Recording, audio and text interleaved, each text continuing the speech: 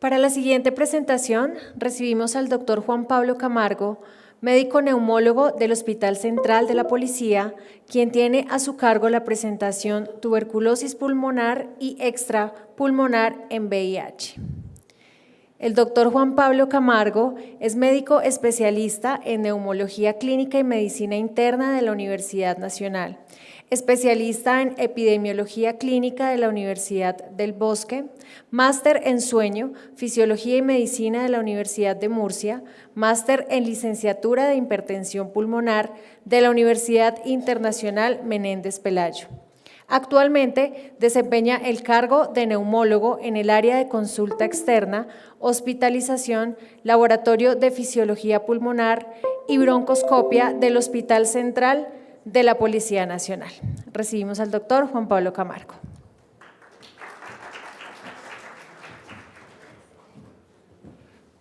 Buenos días, muchas gracias a los organizadores por la invitación. Agradecería si se podían apagar estas dos luces porque les voy a mostrar unas radiografías de tórax para que todos tengamos en cuenta los hallazgos más comunes en los pacientes TB y VIH. Estos son los puntos a tratar: introducción, algo de epidemiología, la inmunopatología de la TB y el VIH, tuberculosis pulmonar, tuberculosis extrapulmonar y vamos a dar unas conclusiones. Hay que recordar que el Mycobacterium tuberculosis nos ha acompañado más o menos 150 millones en la historia de la humanidad. Ha estado en la prehistoria y en la historia. Básicamente, la tuberculosis ha causado millones de muertes y, por ejemplo, en las epidemias del siglo XVIII y siglo XIX, moría más o menos una persona por cada 7 vivas. Y en este momento, recordemos que en Europa y en Norteamérica fueron donde surgieron las investigaciones que hoy conocemos para la tuberculosis. Importante lo que hizo la INET, que nos dio el reconocimiento de la patología o la fisiopatología de una bacteria que causaba problemas pulmonares y extrapulmonares. Posteriormente, en 1865, el doctor Anthony Villemin fue el que descubrió cómo era la transmisión de la micobacteria. Y como todos sabemos, en 1882 Robert Koch fue el que descubrió el micobacterio. Posteriormente debemos recordar el aumento de la mortalidad asociada a los pacientes con VIH. Y clásicamente entre los 80 y los 90 tenemos la epidemia que se dio en Norteamérica, donde hay un aumento hacia 1992 del 132% de las muertes en pacientes con VIH-TB. Y esto fue lo que generó en Estados Unidos, a nivel de la Organización Mundial de la Salud, todas las estrategias que han venido y han disminuido la tasa de tuberculosis general y que se trata de disminuir la tasa de mortalidad e coinfección en pacientes con VIH y TB. Inclusive recordemos que el CDC en 1993 consideró la tuberculosis como una enfermedad definitoria para SIDA. Esto ya lo hemos comentado anteriormente los doctores anteriores, más o menos 49 millones de vidas se han salvado de 2000 al 2015 con las campañas de control de la OMS para la tuberculosis en general. Recordemos que es de las primeras 10 causas de muerte, se ubica entre la cuarta hacia el 2012. Y la crisis de la brecha de multidrogoresistencia ha disminuido en la tuberculosis general, pero recordemos que ha aumentado en países de África subsahariana casi en un 50% en comparación con pacientes sin VIH, comparación con pacientes con VIH positivo. Y recordemos que se está buscando disminuir la brecha de recursos para aumentar la investigación en tuberculosis VIH. Esto ya lo comentaron de la incidencia hacia los datos del 2015 publicados en el 2016, en cuanto a casos por 100.000 habitantes, recordemos aquí en la África subsahariana, más de 300 por 100.000 habitantes por año, y aquí tenemos en Brasil y en Colombia más o menos entre 25 y 99 por 100.000 habitantes por año en tuberculosis en general. La mortalidad, esto es en pacientes VIH negativo, obviamente mayor del 40 por cada 100.000 habitantes por año en África subsahariana, y más o menos en los países como Brasil y Colombia, Venezuela, 1.1 a 4.9 por 100.000 habitantes por año. Y es importante que la notificación a nivel mundial ha aumentado y los reportes cada día son mejores, obviamente con algunos déficits como vemos en los que están en blanco. Aquí en verde está Colombia y pues como vimos ahorita con la charla anterior, la notificación ha aumentado, aquí hay un déficit obviamente importante. 11% de los pacientes con tuberculosis tienen infección por el VIH, es importante recordar esto. De los muertos por tuberculosis, 0.4 millones tenían infección por el virus, por el VIH. 55% de los pacientes con tuberculosis tenían un test positivo para VIH y en África se ha descrito hasta el 81%. 78% de los pacientes con tuberculosis y VIH habían iniciado terapia antirretroviral en los datos mundiales, incluyendo África, y 36.7 millones de los pacientes con infección por VIH tienen TBC latente a datos de 2015. Y esto es lo que tenemos en cuanto a prevalencia de VIH o de coinfección VIH-tuberculosis. Entonces vemos a África subsahariana más del 50% de prevalencia en nuevos casos en algunos países de la África, y en estos lo que se tiene la OMS en Brasil, Colombia, Venezuela, Ecuador, más o menos entre 10 y 19% de prevalencia de coinfección. ¿Y cuál es la mortalidad? Entonces aquí tenemos la mortalidad, por ejemplo, de coinfección TB-VIH, del 30% en África y mucho menor obviamente en los países como las Américas. Esto ya lo mostraron, la tasa de incidencia de TB, que es el objetivo de la Organización Mundial de la Salud, ha disminuido el número de casos hacia el 2000 y el 2015. Esto se ha dado por el aumento de las notificaciones y esto es lo que ha pasado con los casos de VIH-TB. El número de muertes también ha disminuido en general, pero se ha mantenido en lo que se refiere a la coinfección. Es interesante aquí el número de muertes por VIH ha disminuido, sin embargo, la coinfección TB-VIH se ha mantenido epidemiológicamente, y esto es lo que ya les mostré anteriormente. Esto es hacia el 2012, son las 10 principales causas de mortalidad. Recordemos que hacia el 2016 cambia esto un poquito, la enfermedad pulmonar obstructiva crónica se ubicó acá, bajaron las enfermedades respiratorias, tuberculosis a veces cambia con las neoplasias, y vemos que las muertes de pacientes con tuberculosis, que estaba asociada a VIH, era más o menos de un 30%, y pacientes que tenían VIH y murieron por tuberculosis se encontraron entre un 20 a 25%, pero en casos de África hasta un 48 o 50%. Ahora, hagámonos varias preguntas. ¿Qué diferencia hay entre la presentación de VIH tipo 1 y VIH tipo 2? Sabemos que el tipo 2, prevalente en África, es mucho más virulento. La presentación de su respuesta pulmonar y extrapulmonar es mucho más lenta, pero este estudio epidemiológico me pareció interesante, que trata de mostrar cuál es la sobrevida de pacientes con VIH tipo 1, que vemos que la tasa de sobrevida, estos son los que no están infectados por VIH, estos son los que tienen VIH y VIH1 y tipo 2, que pueden estar los dos, y esta es la coinfección de VIH tipo 1. La mortalidad es mucho mayor, o sea, la sobrevida es menor en los pacientes con VIH tipo 2, que es interesante para tener en cuenta. Ahora, ¿qué pasa, por ejemplo, en comunidades cercanas a nosotros, como en Río de Janeiro? Esta es una corte muy interesante de la doctora Saraceni, que vemos que los pacientes con alta prevalencia de TB, pues la proporción de mortalidad es mucho mayor con respecto a los que la tasa de prevalencia es baja. Es decir, es lo que estamos hablando de la carga de tuberculosis dependiendo de cada zona del mundo. Aquí vemos las características de los pacientes y es importante detallar que el nivel de CD4 sí influye en la presentación de tuberculosis o no en esta población de Río de Janeiro. Ahora, ¿qué importa el conteo de CD4 si es del nivel? Entonces, aumenta la probabilidad de tener tuberculosis asociada a VIH en los que tienen un CD4 menor de 200, estadísticamente significativo. Doctor, aquí atrás. Voy a interrumpirle un segundo. Quiero informarles que en este momento el club se encuentra en un simulacro, pero nosotros vamos a permanecer en el auditorio, por eso el sonido que escuchan en este momento. Gracias, qué pena, doctor. Gracias. Tranquilo. Bueno, ahora, ¿qué pasa con los antirretrovirales de alta efectividad o alta eficacia en los pacientes con infección por VIH? Esta es una revisión sistemática y metaanálisis del 2014. Aquí vemos que los pacientes, bueno, no se ve muy bien, pero aquí los pacientes que llevaban menos de 3 meses de terapia antirretroviral, la incidencia de TB y VIH era de 13.67 por cada 100.000 habitantes en comparación a los que llevaban más de 3 meses. Es decir, que la terapia antirretroviral sirve para disminuir la incidencia o la presentación de tuberculosis en pacientes VIH, pero depende, en este caso, del tiempo que lleve el paciente con la terapia antirretroviral.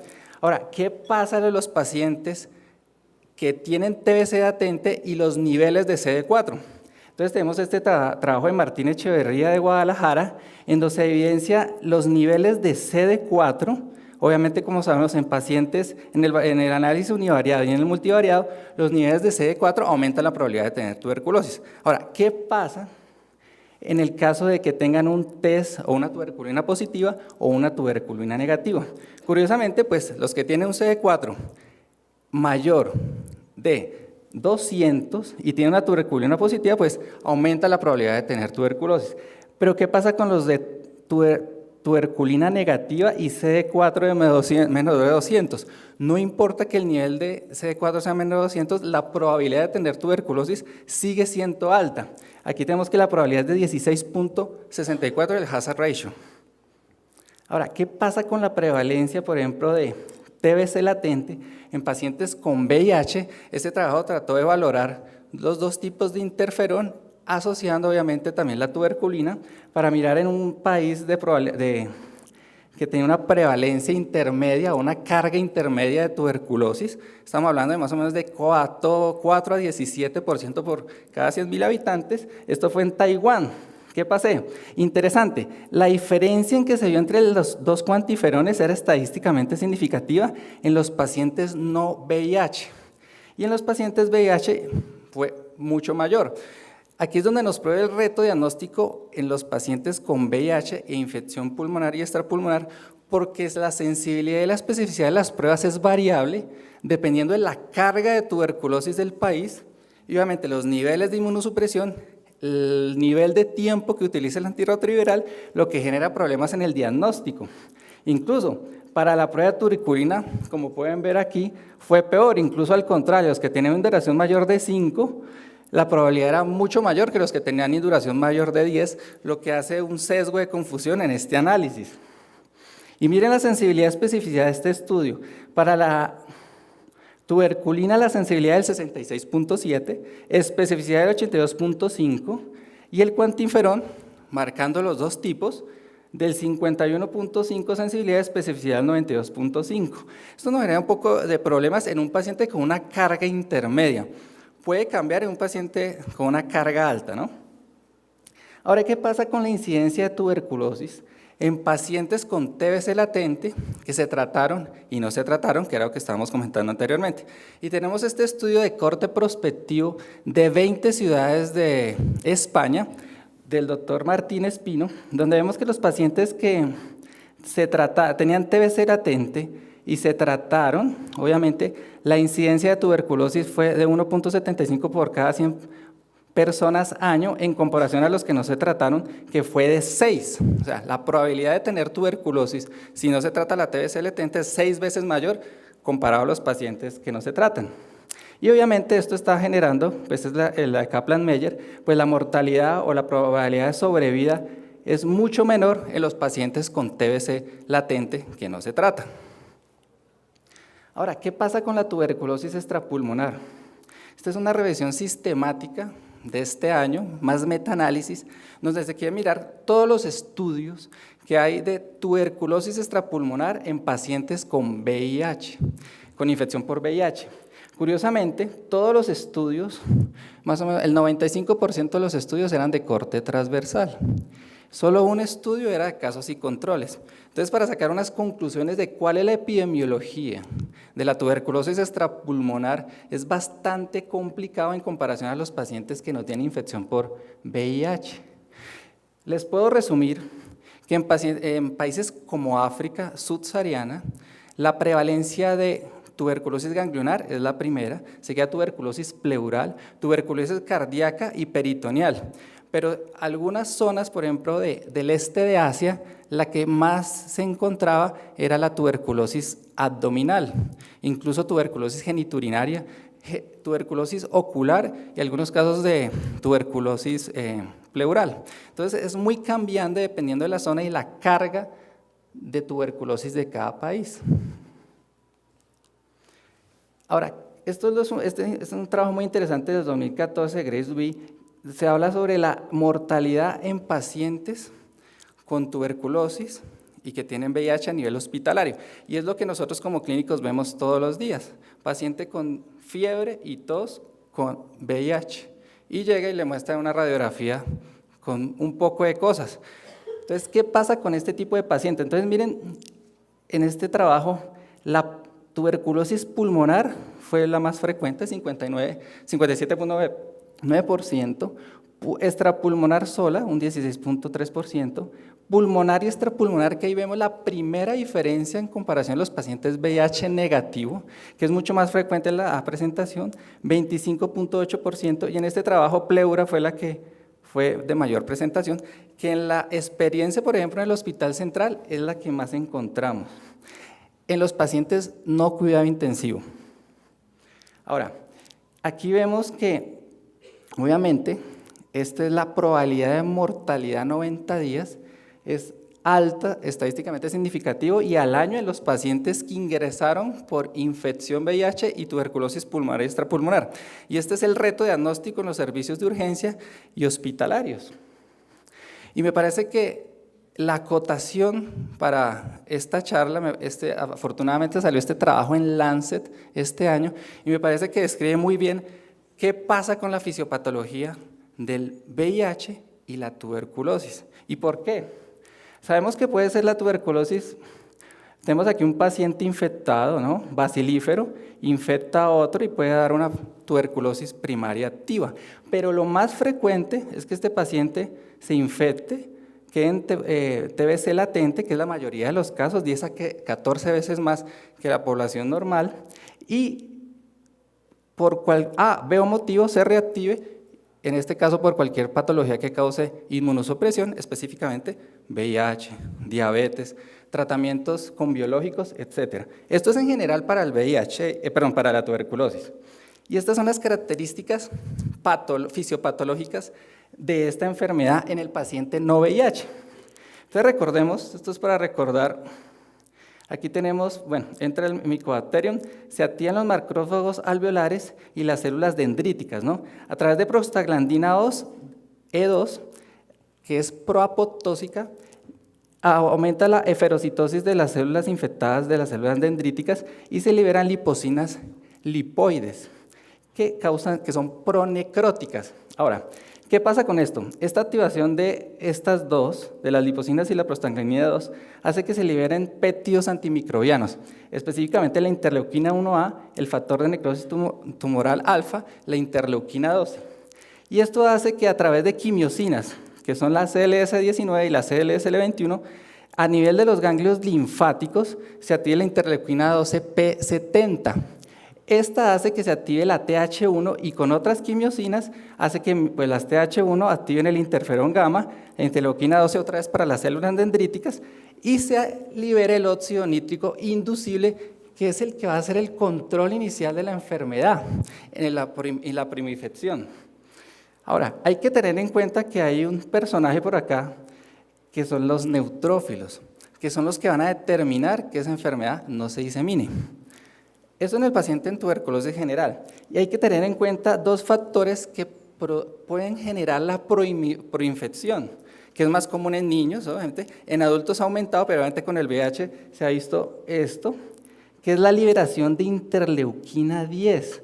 Y la interleuquina 10 inhibe la liberación de interleucinas y quimiosinas que hacen el control para la liberación de la respuesta TH1-cell. Esto a nivel, recuerden que esto dura 8 a 12 días en la infección inicial y el control puede durar de 14 a 17 días. Entonces recuerden muy bien la interleuquina 10 que va a disminuir la actividad de interferón y el óxido nítrico inducible. Y el otro que hay que tener en cuenta, que depende de la virulencia, en este caso de la tuberculosis, es el interferón tipo 1, que asociado a las células dendríticas plasmizoides, y las células epiteliales, son asociadas a la disminución de esa respuesta para que haga primoinfección o reactivación en esos casos. Esto es lo que pasa ahora en tuberculosis y VIH. Entonces, aquí vemos un paciente sano, aquí vemos las 4 etapas de la tuberculosis latentes, que no voy a hablar en este momento, y la probabilidad de tuberculosis activa.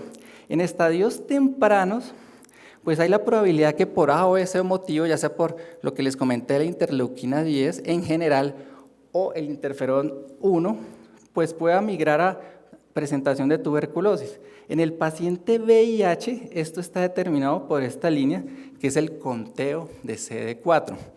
Pero es muy importante tener en cuenta que pues todos sabemos que el virus hace una disminución de las células CD4, importantes para la respuesta secundaria del control de la enfermedad. Pero algo que hay en los estudios recientes es el CD8 y la disminución de la liberación de CD160. Ustedes saben que el CD160 a nivel de mucosas disminuye la probabilidad que las bacterias hagan respuesta en el pulmón, y esto se ve disminuido en los pacientes con VIH. Algo importante es el CSR5, que aumenta su expresión en los pacientes con VIH y TBC. Y aquí vemos, esto está resumido, que son múltiples factores que causan disfunción en el paciente con VIH que hacen que se predisponga a tener mayor tuberculosis. Esto antes de la terapia antirretroviral. Después de la terapia antirretroviral hay muy pocos estudios fisiopatológicos en cuanto a esto. Pero esta diapositiva es importante porque no solo tener VIH aumenta la probabilidad de tener tuberculosis por la regulación inmunológica que les expliqué, sino también la tuberculosis aumenta la virulencia del VIH. ¿Y por qué? Uno de las más importantes, les comenté, es aumenta la regulación de CSR5 y esto aumenta la expresión de Toll-like receptor e interleuquina 2. Y otro es la liberación de factores de necrosis tumoral, interleuquina 1AB, factor transformante de crecimiento beta, interferón gamma, interleuquina 6, todos con proteínas, receptores de proteínas que aumentan la probabilidad de expresión del VIH. Y miren, por ejemplo, un nódulo linfático de un paciente no VIH, formación de un granuloma, linfocitos, algunos neutrófilos, pero miren la cantidad de células multinucleadas y la distorsión de la arquitectura en un nódulo de un paciente con VIH, totalmente diferente. Algo importante tener en cuenta para seguir con las presentaciones clínicas es qué pasa con el síndrome inflamatorio de reconstitución inmune en el paciente con VIH. Entonces aquí hay dos tipos: paciente que tenía tuberculosis y se le inició tratamiento antirretroviral y hace pues la presentación del síndrome de respuesta inmune, o pacientes que no tenían tuberculosis, reciben el tratamiento y pueden hacer una especie de enmascaramiento del síndrome de respuesta inmune. ¿Y por qué se presenta esto? Recuerden los Toll-like receptor, se presenta el antígeno, en este caso de la micobacteria, y hay unas proteínas o moléculas reguladoras, que es la MYD88 y la MYD088. Puede hacer una estimulación directa de los factores de necrosis kappa beta con liberación de factor de necrosis tumoral alfa, interleuquina 6, interleuquina 2, o por este lado, por señales de interferón, activar las caspasas. Cuando activa las caspasas, que son proapoptósicas, también se libera interleuquina 18, interleuquina 1 beta y interleuquina 1 alfa. Cualquiera de las dos formas hacen que la respuesta inflamatoria en el paciente con tuberculosis que recibe terapia antirretroviral aumente y exprese más los síntomas, específicamente sobre todo en la extrapulmonar, en la meningia, que es donde se describen más casos, 80% de series en África. En general, epidemiológicamente, se habla de un 18% de presentación de este síndrome en pacientes con VIH y la carga de hospitalización es de un 27%, con una mortalidad que va entre el 5 y el 18%. Obviamente recalco que esto depende del área y de la carga de tuberculosis. Ahora, ¿cuál es el problema en el diagnóstico para nosotros los clínicos? Que la alta frecuencia de baciloscopias en el paciente con coinfección son negativas y la mayoría presenta extrapulmonar, a diferencia de los VIH negativos. Entonces, esto está relacionado con el grado de inmunosupresión. Por ejemplo, extrapulmonar, 70% se presentan con un conteo menor de CD4 de 100. 30% con un CD4 mayor de 300, ahí vemos una diferencia estadísticamente significativa. Hay que recordar que la coinfección en estos pacientes, los pacientes pueden llegar con pocos síntomas, incluso asintomáticos, dependiendo del nivel de CD4. Mire las características de un paciente con VIH positivo, VIH negativo en cuanto a la presentación clínica. Síntomas respiratorios más frecuentes, no hay ninguna diferencia. Extrapulmonar, enfermedad extrapulmonar en VIH positivo. La posibilidad de cavitación es menor en comparación con los pacientes VIH negativo. Las características de presentación atípica en la radiografía de tórax es mucho mayor en los pacientes VIH positivo.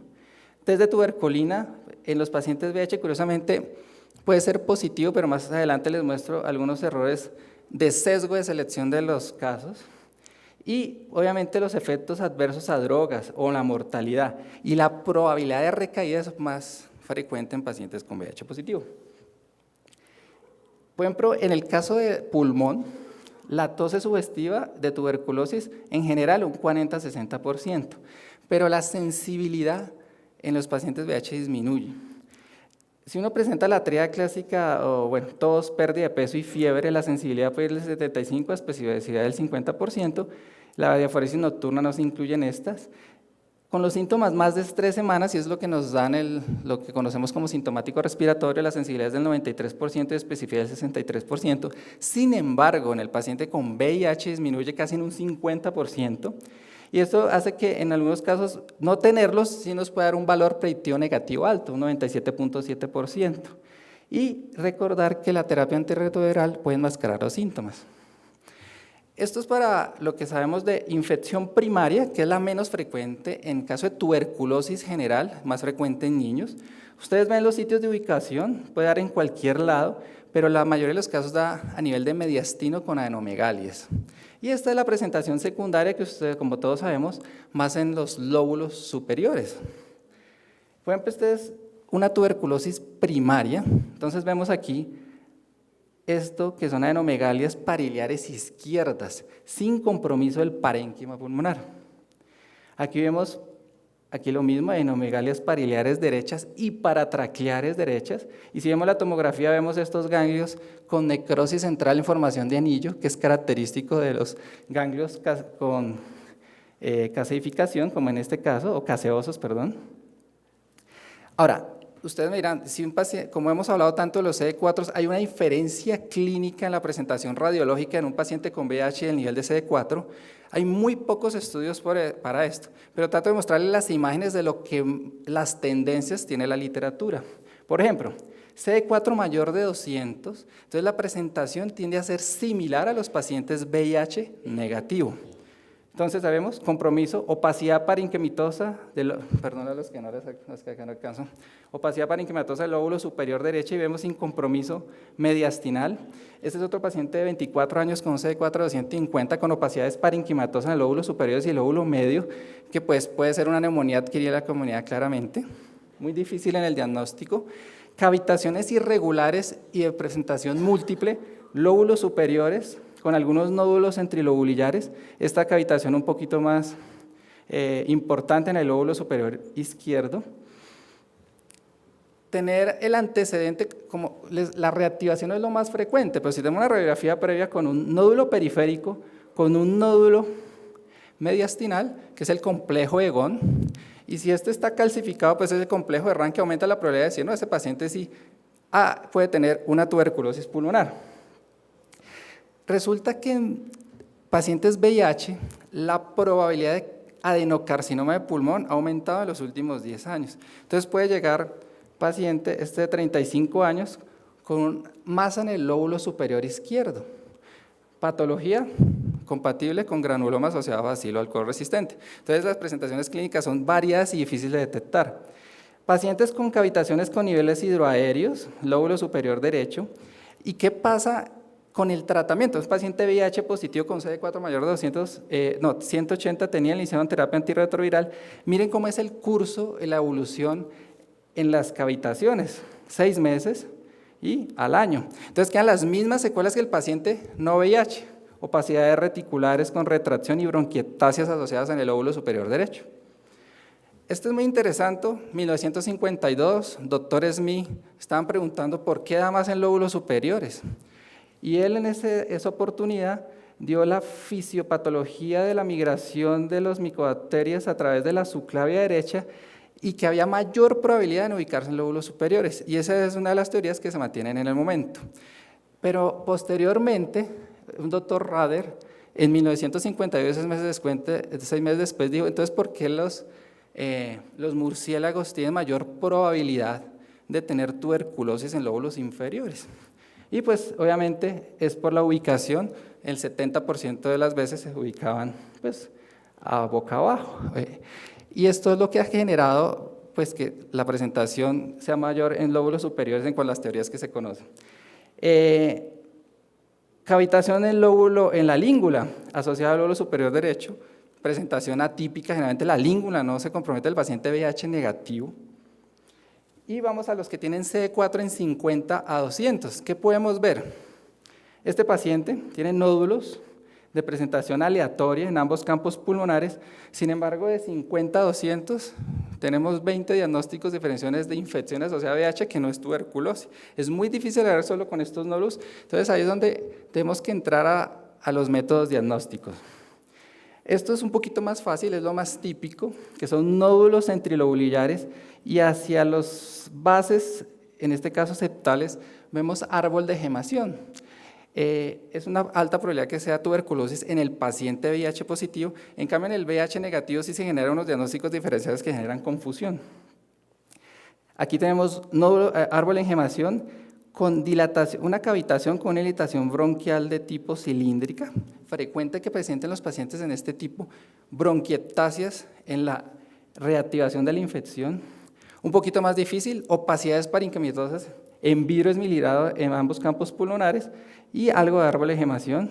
La patología, pues vio compatible con infección por Mycobacterium tuberculosis. Este es un caso interesante, entonces, una cavitación del lóbulo superior izquierdo, língula en paciente con hemotisis, que es muy raro que se presente de reactivación en un paciente con VIH negativo. En este caso, pues la arteriografía mostró la extravasación de sangre y pues tocó hacerle procedimiento de embolización para disminuir la hemotisis. CD4 menor de 50. Aquí sí hay un poco de discusión porque esto que todos ustedes conocen, que es la tuberculosis miliar, también se puede presentar con CD4 mayor. Sin embargo, hay unos trabajos en África que hacen que esta sea una presentación frecuente. Y miren esta diapositiva donde se ve el milio y miren el vaso eferente con la migración inflamatoria que confirma la migración hematógena. Presentaciones mucho más inusuales, entonces aquí vemos nódulos con necrosis central y aquí vemos una fístula esofágica, presentación esofágica rara.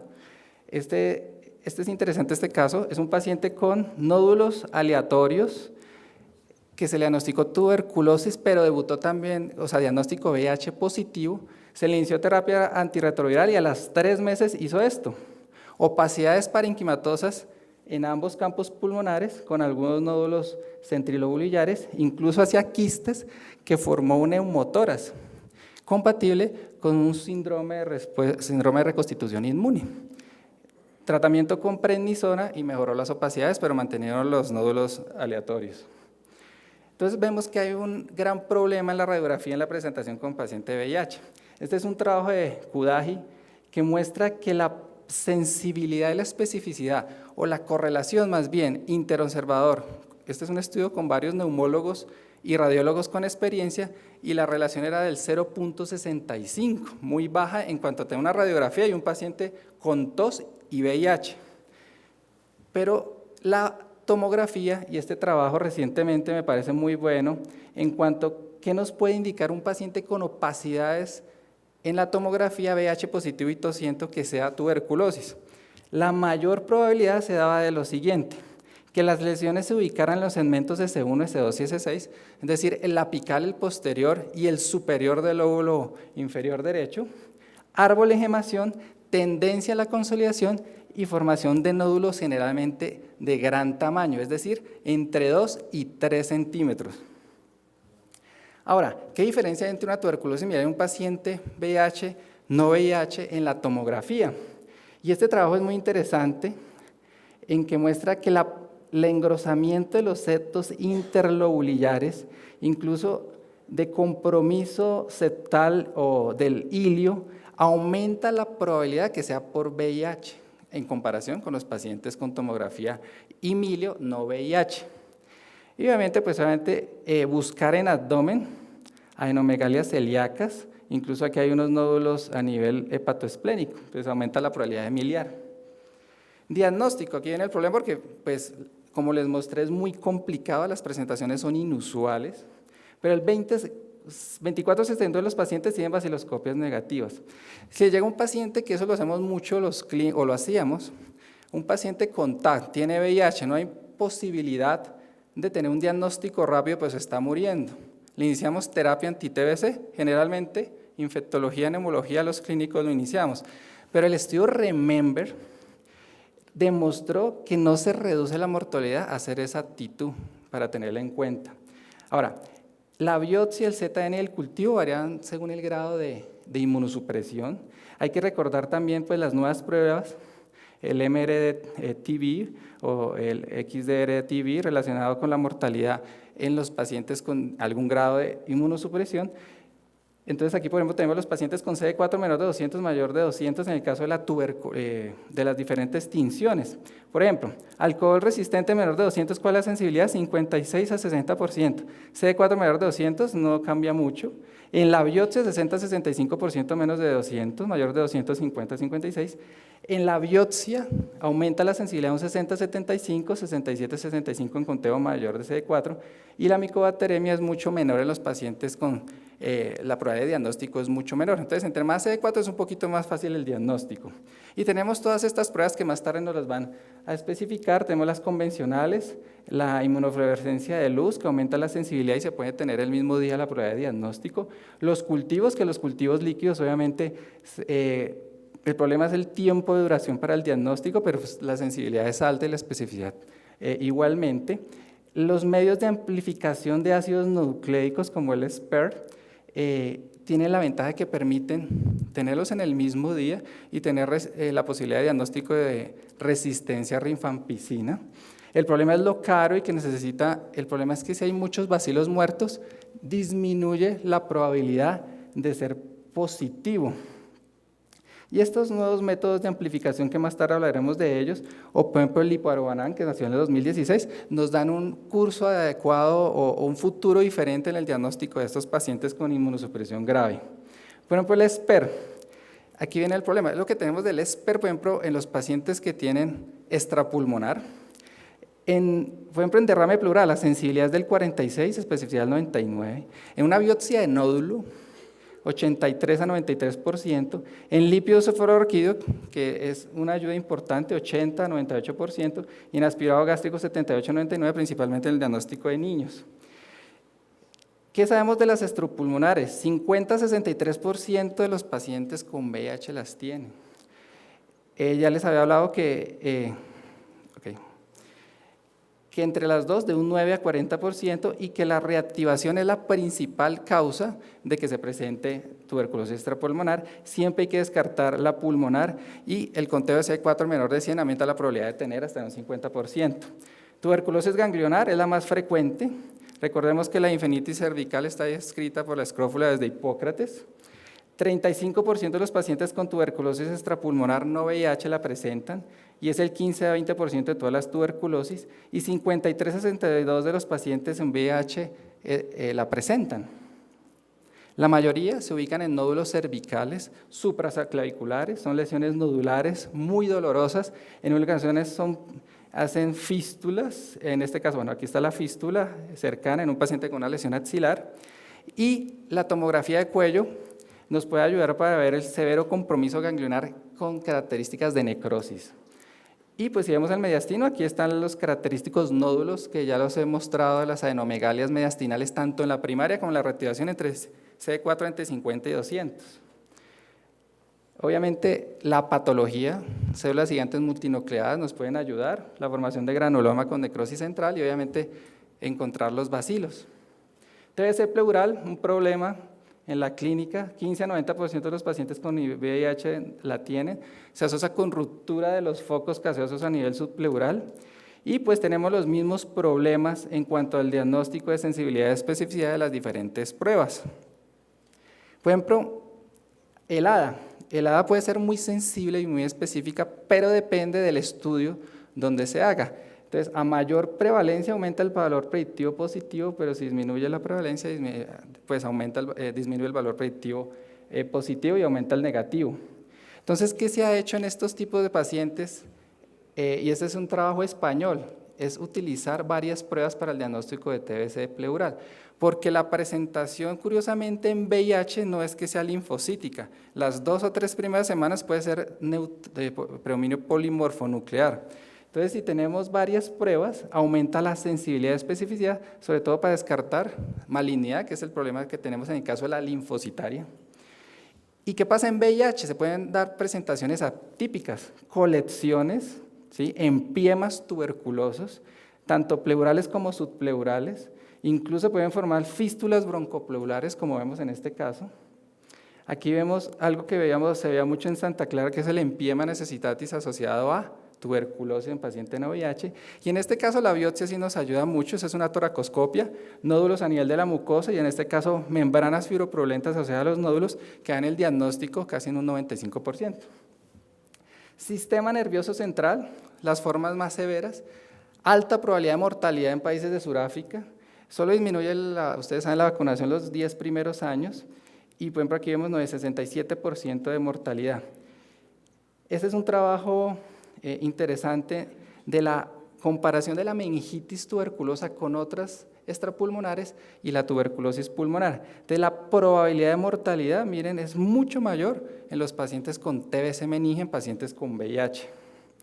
Aquí vemos la relación endotelial, los astrocitomas y el parénquima. Lo que pasa es que se forman tuberculomas, que son en los focos de Rick, que se pueden romper por cualquier motivo, causar la meningitis o formar tuberculomas.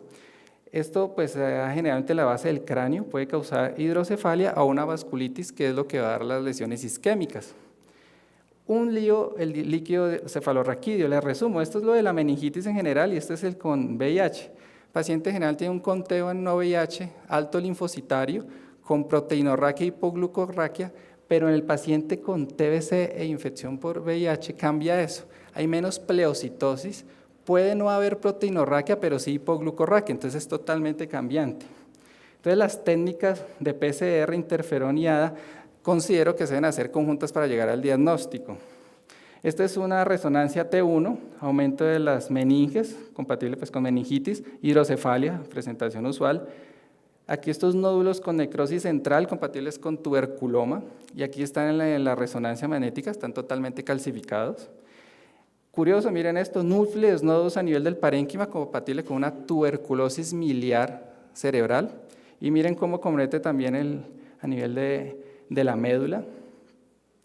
Abdominal, es presentación frecuente, lo que más se da es la presentación de adenopatías, peritonitis húmeda en un 90%, peritonitis fibrótica en un 60% y seca en un 10%. Recuerden que las proteínas aumentadas en el líquido de predominio linfocitario es lo más característico de la presentación de la enfermedad, pero miren, adenomegalias a nivel celíaco. Esto es pues obviamente ascitis importante en este tipo de pacientes, pero con algunos nódulos de calcificación. Aquí está la fibrosis del mesenterio, muy interesante, con algunas calcificaciones. A nivel gastrointestinal, lo más frecuente es que el 90% compromete la válvula ileocecal, o sea, siempre es distal o en el ciego. Y vemos aquí, por ejemplo, un engrosamiento del intestino, de la mucosa del intestino delgado. Aquí múltiples nódulos también con un compromiso hepatoesplénico. Aquí están calcificados algunos adenomegalias a nivel de la patología celíaca. Aquí vemos este nódulo a nivel de las suprarrenales, es la quinta causa más frecuente en las Américas, compromiso suprarrenal en paciente VIH. Y TBC musculoesquelética, recordar que es importante presentación, incluso era la descripción de los egipcios a nivel de artritis y históricamente, y se da por la diseminación hematógena a través de los pleos complejos de Watson. Aquí vemos lo que conocemos desde 1779 como el POT, entonces vemos la destrucción aquí en D11, cómo se destruye la vértebra y deforma a nivel de la médula espinal, lo que da los síntomas neurológicos. Este es un poco más catastrófico, con un acceso del psoas calcificado con distracción de la vértebra adyacente. Miren lo que pasa a nivel articular, destrucción de la articulación, ¿sí? Disminución de los espacios articulares con destrucción ósea, y esto es lo que pasa en una tuberculosis crónica en un paciente con CD4 menor de 100. Tuberculosis y corazón, recomendado este trabajo del 2017, 80% es asociación con diseminación sistémica. Se pueden dar tres casos: tuberculosis pericárdica, tuberculosis miocárdica con o sin aneurisma y aortitis con o sin aneurisma. Y vemos aquí derrame pleural, derrame pericárdico. El ecocardiograma obviamente nos ayudó mucho para el diagnóstico del derrame pericárdico y la pericarditis constrictiva, pero la resonancia magnética ayuda para el pronóstico. Y miren cómo es el compromiso de una resonancia no se alcanza a ver muy bien acá, pero los nódulos con calcificación a nivel del pericardio, que se pueden ver muy bien en la biopsia, en la patología en la biopsia con la necrosis. Este es un paciente con miopericarditis. Y miren, la resonancia muestra los compromisos del epicardio y miocardio en este paciente. Geniturinaria, 7-20 de las tuberculosis. Hispanos, afroamericanos y asiáticos, la prevalencia es 9.7 veces más alta. Se da entre la tercera y cuarta de la década de la vida, relación hombre-mujeres de 3:1. Es más frecuente en hombres. En hombres se puede comprometer las vesículas seminales y las próstatas, y en la mayoría de las mujeres compromete las trompas de falopio. Estas son las características de diseminación en cuanto a la fisiopatología por vía hematógena y también por vía linfática con formación de úlceras. La cistitis, la presentación más frecuente, 60-70% de los casos, da síntomas de urinarios crónicos que no mejoran con el tratamiento antibiótico anusual, pero en este caso la piuresteritis es excepcional en comparación a los pacientes no VIH. Miren el compromiso aquí renal con hidronefrosis, deformación, formación de un nódulo con calcificación. Aquí es una tuberculosis miliar, miren la formación de nódulos en todo el parénquima renal. Y también pues, la vejiga puede ser afectada, miren la disminución del llenado y formación aquí de un divertículo. Y este paciente de 50 años con tuberculosis y la formación de una lesión a nivel de la próstata, miren la misma característica, necrosis central con formación de anillo. Entonces las conclusiones: tuberculosis es la enfermedad oportunista más frecuente en pacientes con infección por VIH y es la enfermedad de presentación más común en los pacientes nuevos con la infección. El incremento del riesgo se evidencia tanto en la seroconversión temprana del VIH y en la disminución del conteo CD4 que da los síntomas. Existe aumento de riesgo de resistencia a medicamentos para TBC en los pacientes con VIH. Es 2.5 veces la probabilidad de multidrogo resistencia, y ese multidrogo resistencia, el 9.8, puede ser extremadamente resistente. VIH impacta en la respuesta inmune ante la TBC y la TBC impacta en la respuesta inmune de la infección de VIH. El gran espectro clínico de la TBC en pacientes infectados por el VIH está relacionado con la combinación de la disfunción CD4, CD8 y la desregulación de los factores de respuesta inmune innata, básicamente las metaloproteinasas. La TBC extrapulmonar es la más frecuente en pacientes con infección por VIH y se relaciona con mayor mortalidad. Muchas gracias.